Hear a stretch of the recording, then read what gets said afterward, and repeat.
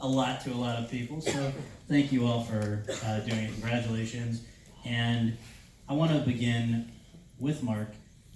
Not many people have played a character and revisited over the amount of time that you have, 40 years now. When you return to Luke, is it like slipping right back into something, or is there an adjustment or a sort of reacclimation? And emotionally, what's that like for you? Just wonder, when you come back to it, what's that like? Well, the first instinct is, oh boy, I get to work with Harrison and Carrie again. And then you read the script for 7.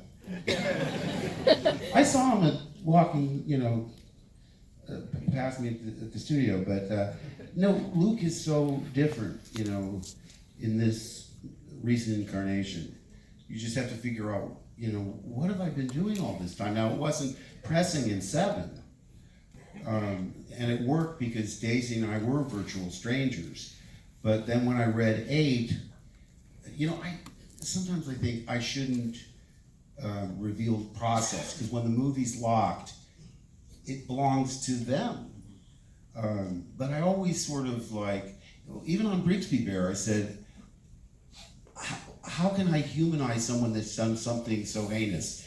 I don't want any spoilers, but it involves, stealing someone else's child.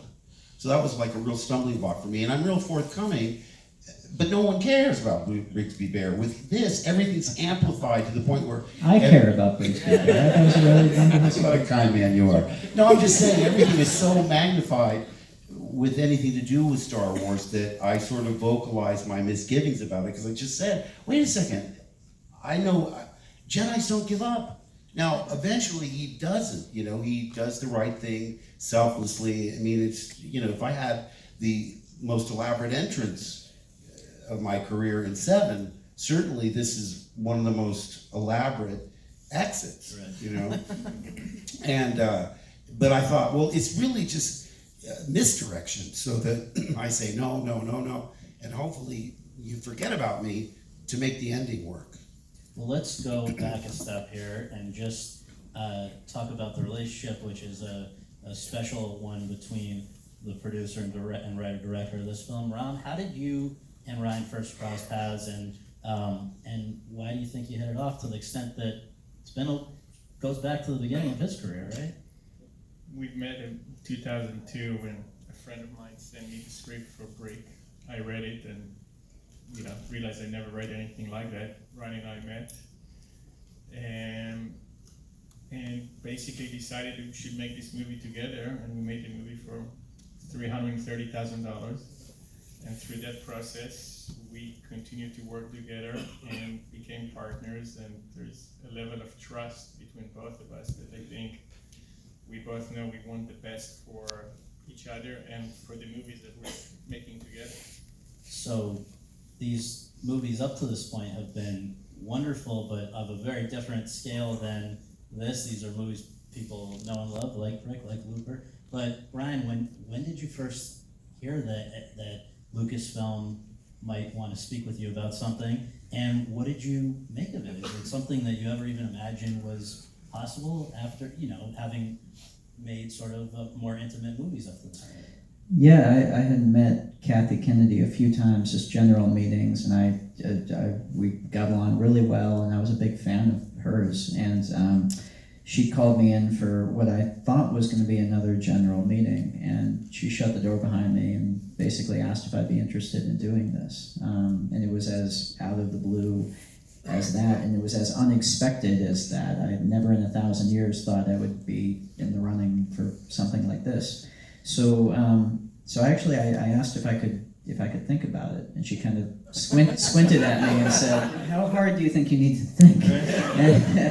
But I wanted to take a couple of days and just I don't know, because I care about Star Wars so deeply. It's something I've been a fan of since I was a little kid. It was really my world when I was a kid, and for that reason, and also because I knew this was going to be a much bigger proposition than when Ram and I had ever gone into.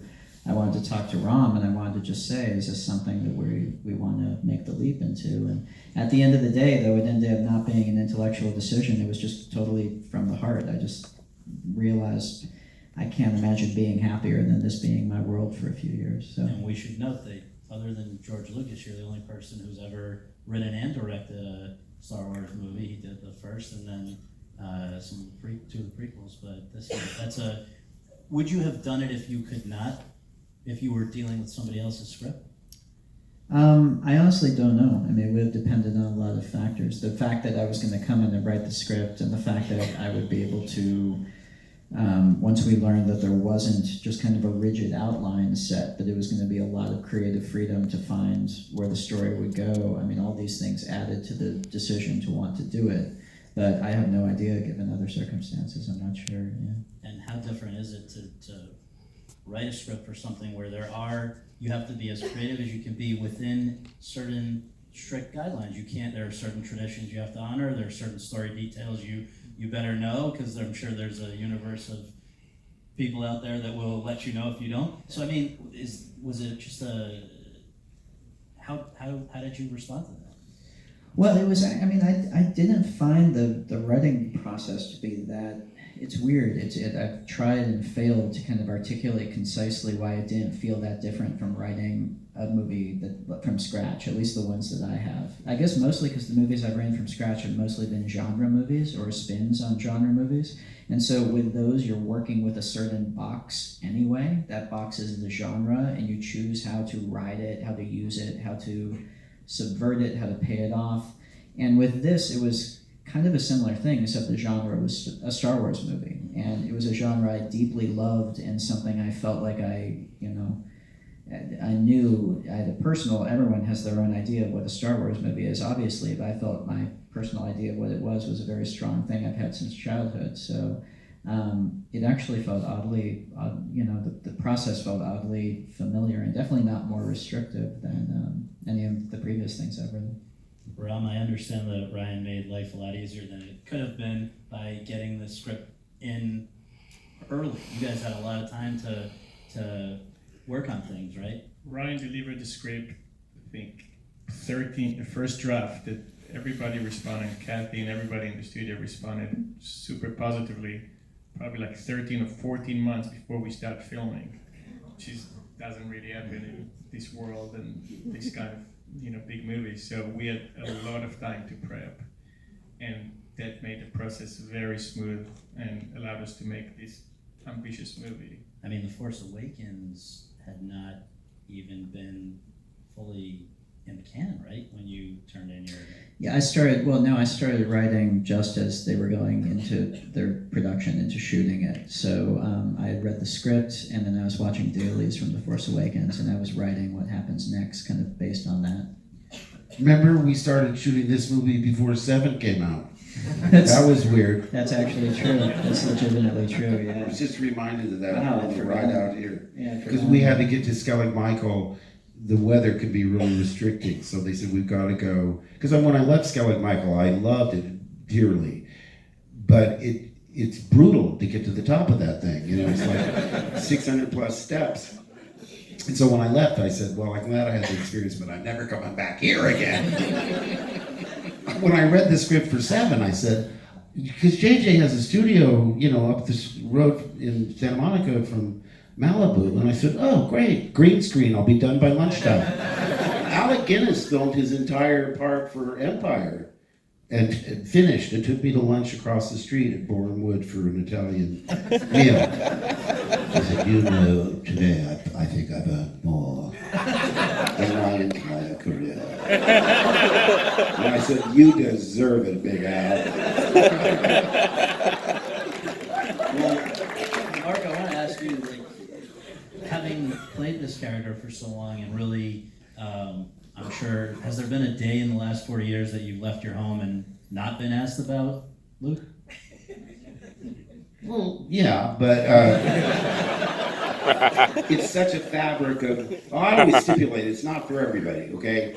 Because, you read your interviews and you realize that it sounds sort of pompous to say that it's so important to people, because it's not. I mean, it's escapist entertainment, it's therapeutic, and I think people need that in their lives.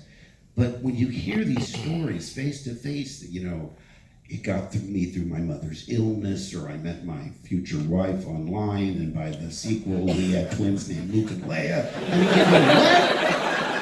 It's just amazing, and it never gets old. I mean, sometimes you struggle just to, not get choked up, because you don't realize, because, I had a beginning, a middle, and end, and then you move on, and you sort of marginalize it. Plus, you have to do sort of the Etch-a-Sketch head, because you have to make room to memorize more lines. So I've forgotten more than I remember. The fans know way more than I do. They'll ask me questions, and my son kept saying, "Stop embarrassing yourself." I said, "Well, I don't know what Kazakh is." Because that's the Wookiee planet. I said, nobody told me. And it's spelled like KYZZ, one of those goofy George Lucas names. Those unpronounceable names that makes you think that he just filled out some Scrabble letters and rearranged them and said, let's name him Dooku. Why not? It's Star Wars, we get away with anything. The reason I bring this up though is that, so there, you get a script now from the guy who I imagine you guys didn't know each other before. And he's got his ideas about what Luke is going to be like in this next movie, and you got your ideas. Is there some reconciliation that has to happen? Do you fight for certain things? Well, the first thing I did was rent all of his movies. Yeah. And so I watched Brothers Bloom and Brick and Looper, and I thought, I can't pigeonhole this guy, because they're all so different. Usually, they tend to return to certain themes, or, there's just certain things that you recognize. And so I was, I couldn't figure him out. I still can't quite. But no, he came out to the house and we hung out and, talked about the movies, just to get to know each other, sort of. You came to the portion where you go, well, okay, it's really been nice talking, the wrap-up thing. And then I didn't want him to leave, so I said, you want to go into my TV room and watch Sergeant Bilko? Well, he never seen a Sergeant Bilko. I've never seen that. So I had to figure out, what episode should I show him? I showed him the court-martial, where they accidentally induct a monkey into the army. My father was in the military, and it's just such a great parody of bureaucracy and red tape, because everyone's trying to save face, and they realize that the only way they can get rid of him without being in trouble is to court-martial him. I'm sorry to turn this into a discussion. This is Sergeant Bilko, but I sidetracked. We're really tired. I don't know what time zone we're in. Because we went to Tokyo, New Mexico, Berlin. My favorite were Mexico and Berlin and Tokyo, because if you could give really long and involved answers, you can rest during the translation. You have to pace yourself. I'm old. So let me ask you guys. I'm sorry to bring down the mood a little bit, but I mean, one of the things here that I wonder for you when you watch this movie, obviously, there's some it's extra moving to see these scenes with Mark and Carrie, and I just wonder for you guys, as you now kind of process, you put this out into the world, you're seeing other people reacting. What's that like for you to go back and watch? And maybe we can start with Mark and ask and jump into that. I can't, I can't. She's so present, I don't know if I'm still in denial, or because she should be here, and so I just sort of look down and I listen to it. Yeah. I said goodbye to her in the movie. Yeah.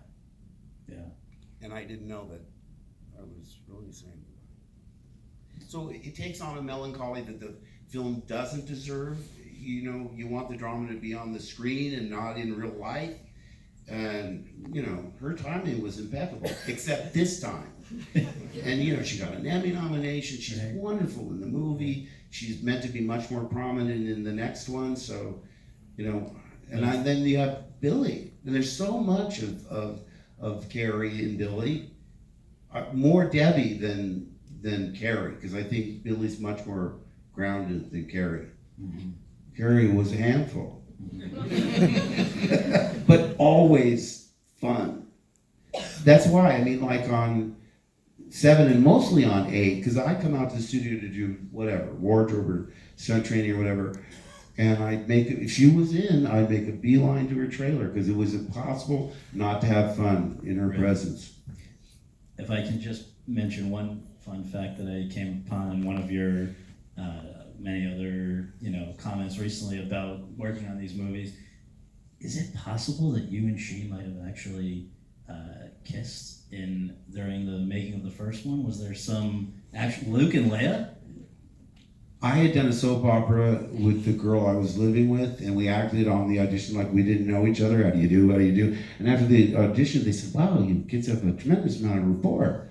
And we said, "Well, we're just good actors." And then when we got the part, they delivered the scripts to the same apartment. They said, "This is 72. It's not cool." I'm sure they do incest stories all the time now, but at that time they said, if they find out you've seen in public holding hands and stuff, we'll have to fire you.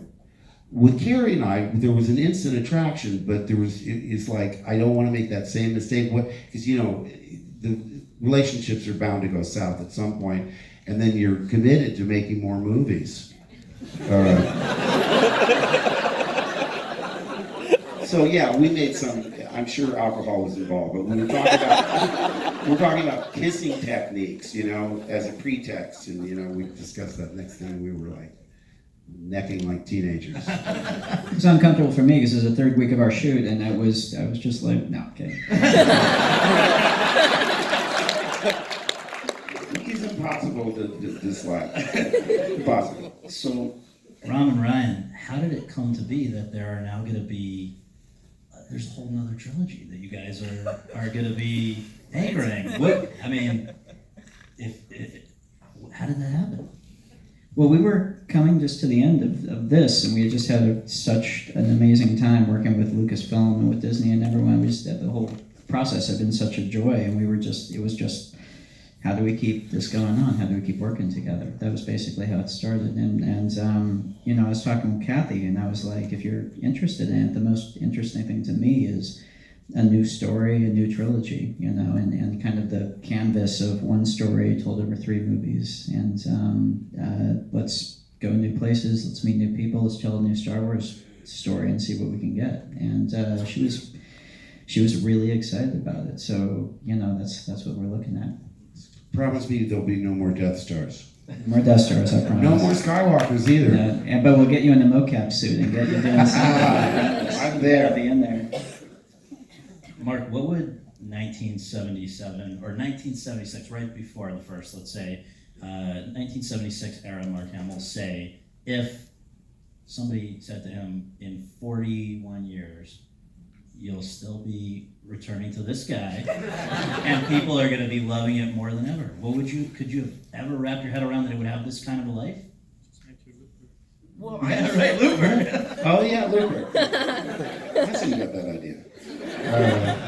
No, I just wanted to be in show business. I didn't even know if I wanted to be an actor. I thought, well, if I fail as an actor, you'd see these making of on Disney shows. You'd see the carpenters, the wardrobe, the cameraman. I said, I'm not a bad cook. I could cater the show. I don't have to be in the show. I just want to be near the show.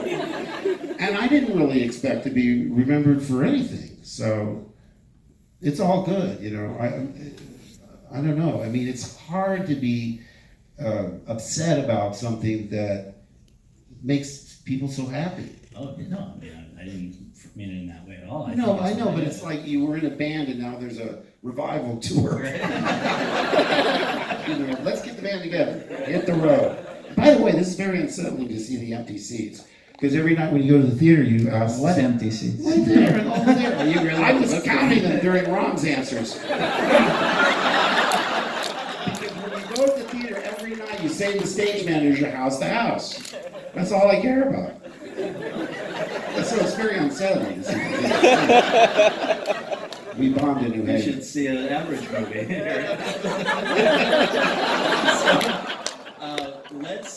Let's go to the audience for a few questions. Yes, please. Yeah, I'm sure it was hard to decide what you're going to do in regard to Carrie's passing. Yeah. And as weird as it sounds, and I've been liking the fan as well, I don't have a closure for Princess Leia or for Carrie. And how did you come to be able to finish this film and then not have a closure for her? And do you have any thought about what? Just to There's a repeat, closure for people about it. Sure. She can't be in the next film unless. I'll just condense for folks that they didn't hear the question. Just sort of essentially that, how did you decide how to, end things with Princess Leia? Right, and the fact that there isn't closure in this film for her, and so after she passed over, it was over the kind of the holiday break, and we came back and I put up all our scenes and watched through them, and I had a talk with Kathy, and we talked about, God, what do we do,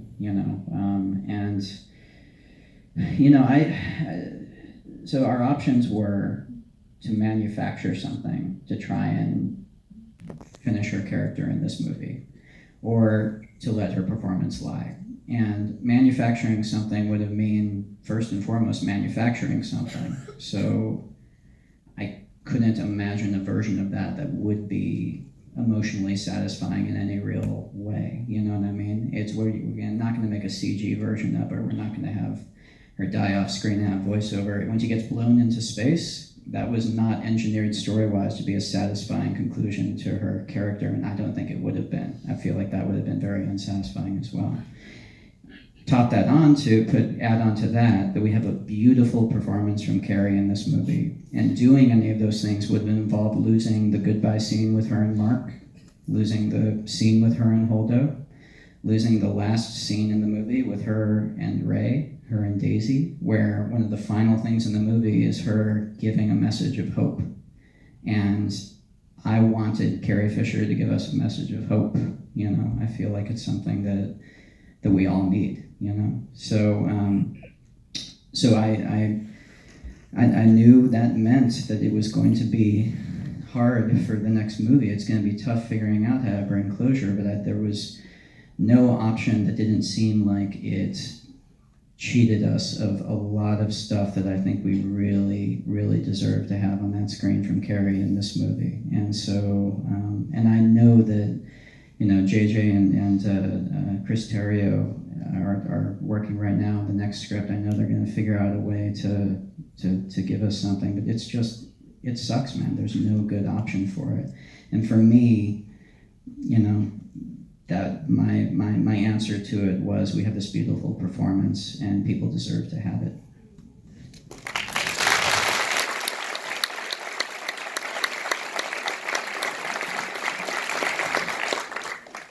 My question is for Ryan. I just wanted to ask you, we make so many bold decisions with the storytelling in this, take it in so many new directions. I'm wondering if you were ever concerned about pissing off some fans. Just Not that I am. repeat, but when you make edgy, bold decisions like you did in this movie, how worried are you that you might also piss off people that are? Can I just say though, a lot of times I would say to Ryan, we got to think about the fans. Yeah. And he said, no, we got to think about the story and we got to think about our movie, which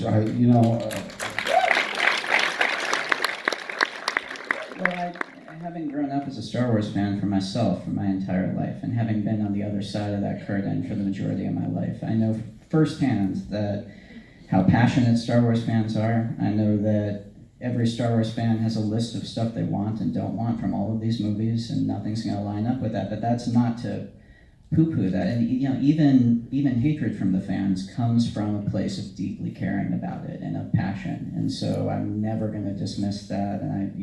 And obviously, you don't want people to not like the movie. But I also know that if we have, like Mark said, you got to think about your movie first and foremost. And I know that George Lucas, the one thing he never did was to make any decision in any of his movies based on some idea of making anyone but himself happy with the story. And I know that that's, if you second guess every creative decision that you have, that you're led to with some idea of, yes, but is this abstract notion of the family, I'm going to approve of this, then you're going to make a bad movie, and that's the one thing that nobody wants, I think. So yeah, I had to, you know, just kind of, I had to kind of tell the story that I believed in, and you know, and then put it out there. That's all you can ever do with any film, I think. Way in the back, go for it. This is for Mark. What's your opinion on the movie? I wanted to hear this. Thank you for asking. Mark. Well, I've only seen it 3 times. The first time I was just with Mary Lou, my wife, and in an empty screening room at Disney. And I don't know, I felt like I had hit by a truck. I just didn't know how to react. I mean, every time I've seen it since, though, you think, I could see this thing 20 times and discover new things. Because I read the whole script, but then you get so focused on just your piece of the puzzle of the, you know, the entire mosaic that it is, and then to see it, you know, I know how great those actors are from episode 7. I thought I knew how great Laura Dern was, or Benicio del Toro. The revelation was Kelly Marie Tran. Oh my gosh, she's adorable. I mean, she's adorable in real life. I didn't know if she could act or not. I mean, I'm obviously Brian picked her, you know, but I was just unprepared. And it's so clever to have Veronica. It's the first person in the movie to do the selfless thing for the good of others, which is a theme that runs through it with Laura. But you know, like I say, I was just knocked out by her in particular, because she's the one person that I'd never seen before. And I'm sure we're going to see it in China. We're going to see it in 3D. I know you didn't. Yeah, that's all right. He said that. He was like,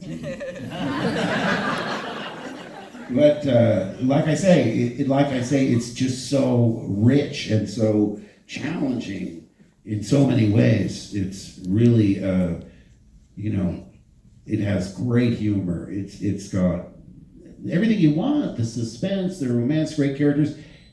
I'm sort of a buzzkill. You know, I'm looking around and I'm saying, wait a second, I used to be the orphan that was discovering powers. No, Daisy Ridley's got that now. I said, I was the cocky, headstrong X-Wing pilot. Oh, Oscar Isaac's got that. I was sneaking around enemy territory in the dressed up like stormtroopers with Harrison, but actually, to give full credit, the Tin Man, the Scarecrow, and the Lion got there first. Well, they got dressed up to get into the Wicked Witch's castle, so that's what I have to tell you too. It's very interesting that I got the part just based on a meeting and then a screen test. I didn't get to read this whole script until I got the part. And I'm reading this thing. The title page said, "The Adventures of Luke Starkiller, as taken from the Journal of the Wills, Saga number 1, The Star Wars." And I said, well, wait a second, I thought I was Luke. That must be Harrison, because when I did the test, he was the leading man. I was like this annoying kid, bugging him. I thought for sure it would be from his point of view. And I started reading it, and that was the first thing I thought of. This is more Wizard of Oz than it is traditional science fiction. There's a princess, a wizard, a pirate, a farm boy. And they had such humor. It was really funny. I thought, these robots arguing over whose fault it is? I mean, come on. And so relatable on a human level. My sisters used to make my dad drop him off a block before we got to school so no one would see the crummy car we had. And that's when the princess, we risk our lives to save this princess. She says, you came in that? She's complaining about the vehicle we're rescuing her in. And then the effortless feminism, you know, she takes over her own rescue. You call this a plan? Takes the gun away from us and starts bossing us around, making us both look like chumps. So I thought it was really forward-looking. It was such a pastiche of all these kinds of movies that I loved as a kid. Robin Hood and World War II movies and cowboy movies, The Searchers, all these things, all mashed up. And everything old is new again. And I was just thrilled. And I immediately called my friend Jonathan and I said, "You've got to read this movie I'm going to do. It's the goofiest thing I've ever read." I don't know if there's like Mel Brooks or Stanley Kubrick. Well, I mean, come on. I mean, 2001's a classic, but a barrel of laughs it ain't. So I gave it to him. And he said, "Can I give it to Meredith and Tommy?" I said, "Sure. Pass it around." Nobody cared. Nobody cared. Now you get a script on just, an electronic pad where they can, every day you have to put in like a 15-digit thing, and I have short-term memory loss. I had to, look at it every day, and then they can make it disappear. What's really frustrating is, because I remember all these scenes that were cut, and now I don't have empirical evidence of what it was. Did you guys switch that around? I don't know. I can't remember, but I forget the question, but I'm very satisfied. That's as good a place as any to thank you guys and congratulate you guys. Thank you guys so much for coming.